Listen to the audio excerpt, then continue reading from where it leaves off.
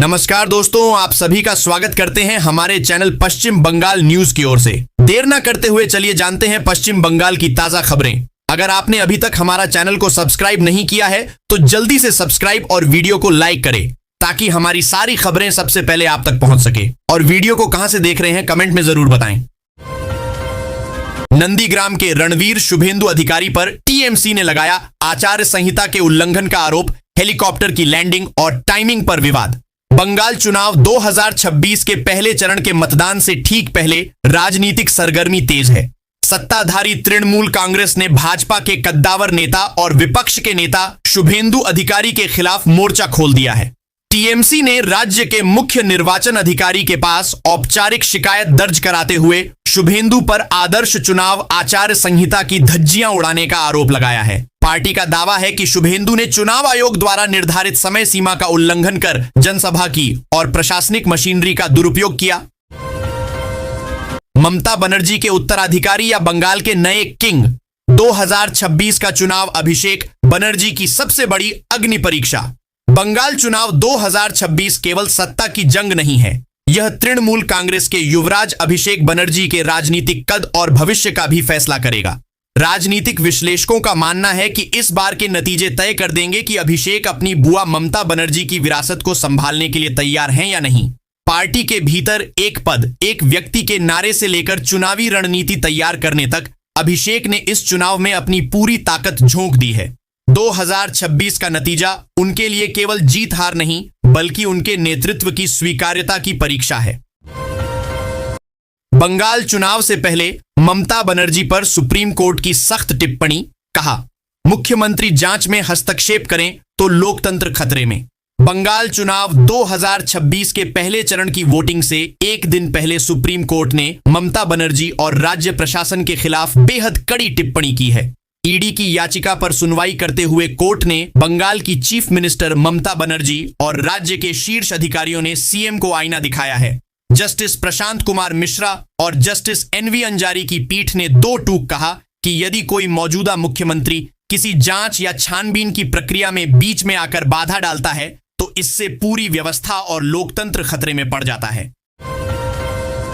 बंगाल की धरती काबा की नहीं, मां काली की रहेगी, ममता के गढ़ में योगी की ललकार।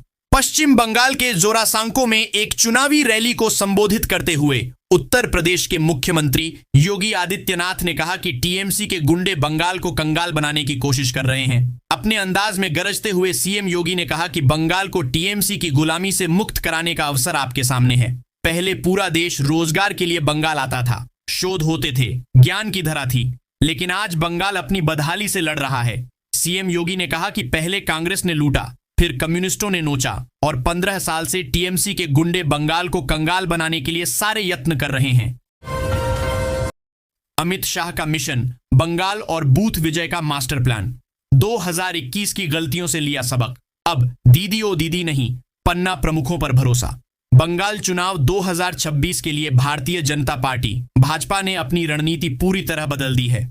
2021 की हार और व्यक्तिगत हमलों के बैकफायर होने के बाद इस बार अमित शाह ने खुद कमान संभालते हुए बंगाल के सियासी समर को बूथ लेवल तक तोड़ दिया है।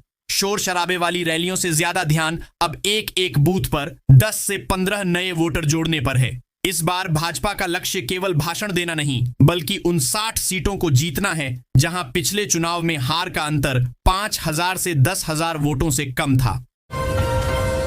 अरविंद केजरीवाल ने बंगाल में वोटिंग से पहले ममता बनर्जी से की बात, कहा पश्चिम बंगाल में 23 और 29 अप्रैल को 2 चरणों में विधानसभा चुनाव के लिए मतदान होना है। चुनाव में मुख्य मुकाबला सत्ताधारी तृणमूल कांग्रेस और भारतीय जनता पार्टी के बीच है। इस बीच आम आदमी पार्टी के सुप्रीमो ने फोन पर टीएमसी सुप्रीमो और बंगाल की मुख्यमंत्री ममता बनर्जी से बात की।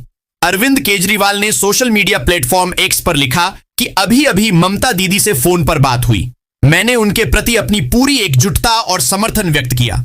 वह एक बहुत ही मुश्किल लड़ाई लड़ रही हैं, जो भारतीय लोकतंत्र के लिए सबसे महत्वपूर्ण लड़ाइयों में से एक है।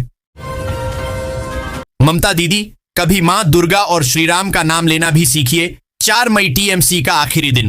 हिमंता बिस्व शर्मा।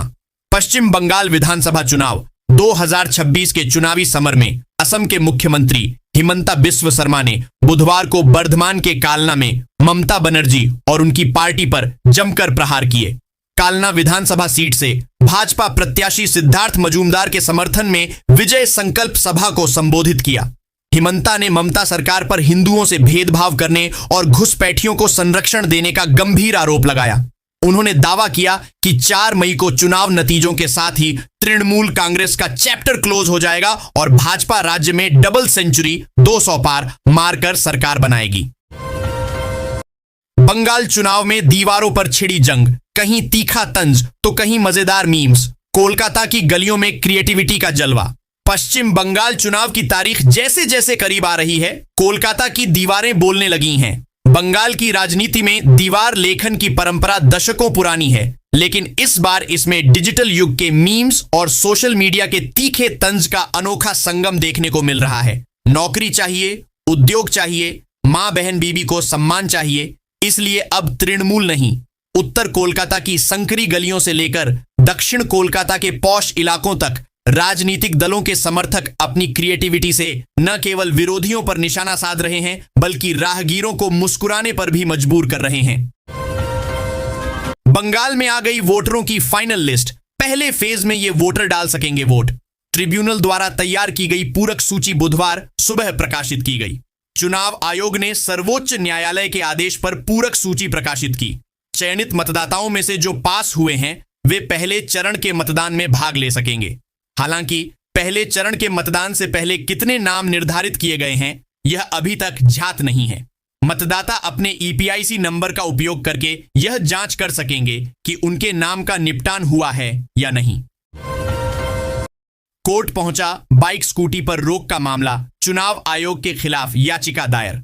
चुनाव आयोग की ओर से बाइक स्कूटी पर लगाए गए प्रतिबंध को चुनौती दी गई है। न्यायमूर्ति कृष्णा राव ने पीठ का ध्यान इस ओर दिलाया गया है। अदालत ने मामला दर्ज करने की अनुमति दे दी है। याचिकाकर्ता के अनुसार बाइक स्कूटी के इस्तेमाल पर प्रतिबंध से आम जनता से लेकर वकीलों तक सभी को परेशानी होगी। काम पर जाना या अचानक आने वाले किसी भी महत्वपूर्ण कार्य के लिए जाना भी मुश्किल हो जाएगा। मामले की सुनवाई कल 23 अप्रैल को होगी। चुनाव आयोग के दिशा निर्देशों के अनुसार चुनाव अवधि के दौरान साइकिल चलाने पर कई प्रतिबंध लगाए गए हैं। ममता बनर्जी ने लोकतंत्र को खतरे में डाला।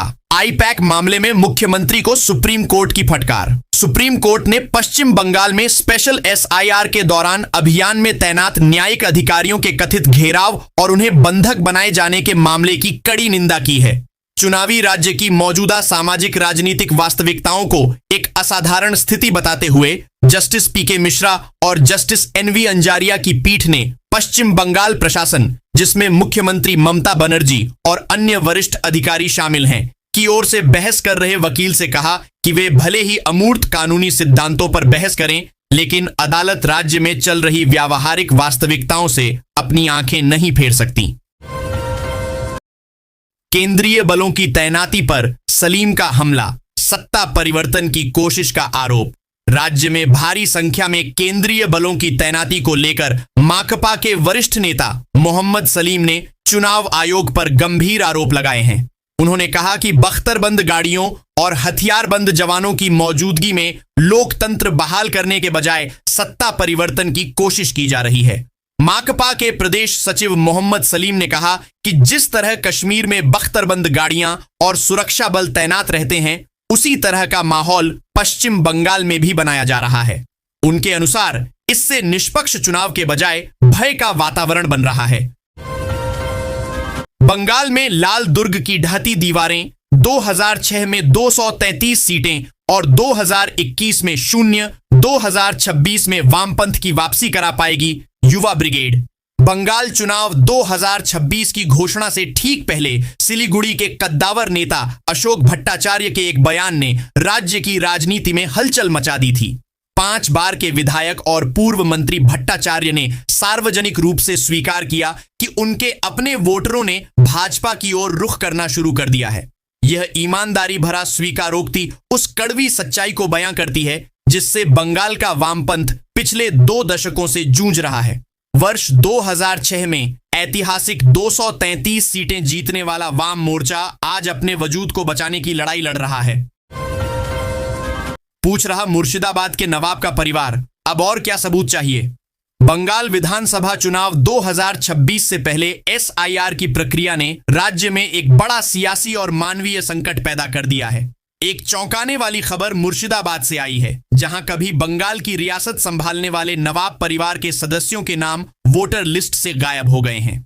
छोटे नवाब सैयद रजा अली मिर्जा ने आरोप लगाया है कि उनके परिवार के करीब 80% सदस्यों के नाम सूची से हटा दिए गए हैं। यह केवल एक परिवार की कहानी नहीं है, बल्कि पूरे बंगाल में 91 लाख से अधिक लोग इस बार वोट देने के अधिकार से वंचित रह सकते हैं। उत्तर बंगाल में वर्ग संघर्ष की जगह अब पहचान की लड़ाई, चाय बागानों से पहाड़ों तक कैसे बदली सियासत, समझें पूरा समीकरण। पश्चिम बंगाल विधानसभा चुनाव 2026 के बीच उत्तर बंगाल का राजनीतिक मिजाज पूरी तरह बदल चुका है। कभी लाल गलियारे के नाम से मशहूर यह क्षेत्र, जहां राजनीति का केंद्र वर्ग संघर्ष और मजदूर अधिकार हुआ करते थे, आज वहां पहचान की राजनीति हावी है। चाय बागानों के श्रमिकों से लेकर राजवंशी और गोरखा समुदायों तक अब हर कोई अपनी सांस्कृतिक और जातीय पहचान को लेकर मुखर है। राजनीति के इस बड़े बदलाव ने तृणमूल कांग्रेस और भाजपा के लिए नई चुनौतियां और अवसर पैदा कर दिए हैं।